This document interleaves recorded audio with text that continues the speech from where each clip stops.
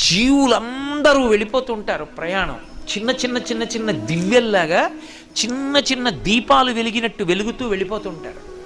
అందరూ కాలంలో ఎలా వెళ్ళిపోతూ ఉంటారంటే ఈ కాలం నడుస్తుంటే, అందుకే పోతన గారు భాగవతంలో అంటారు కాలంబు గతి అంటారు, పరమేశ్వరుడి నడక.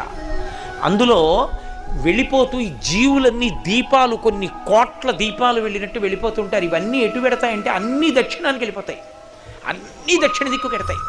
ఎందుకు ఎడతాయంటే పాపపుణ్యాలు చేసి అక్కడికి వెళ్ళి భూమిలో కలిసిపోయి మళ్ళీ ఎక్కడో దీపం కింద పుడతాడు, పుట్టి కొంతకాలం ఉండి మళ్ళీ అలా దక్షిణ దిక్కుకు వెళ్ళిపోతాడు, శ్మశానంలోకి వెళ్ళిపోతుంటుంది శరీరం. ఎవడు ఏ దీపం నేను వెళ్ళనని ఉత్తరానికి తిరిగిందో ఆ దీపం ఇక అందులోకి శరీరం పెడుతుంది, ఇక ఆ దీపం మళ్ళీ పుట్టది. అలా తిరగాలంటే ఉత్తరానికి ఎవరి ముందు కూర్చుంటే తిరుగుతుందో తెలుసా? ఒక్క దక్షిణామూర్తి ముందే.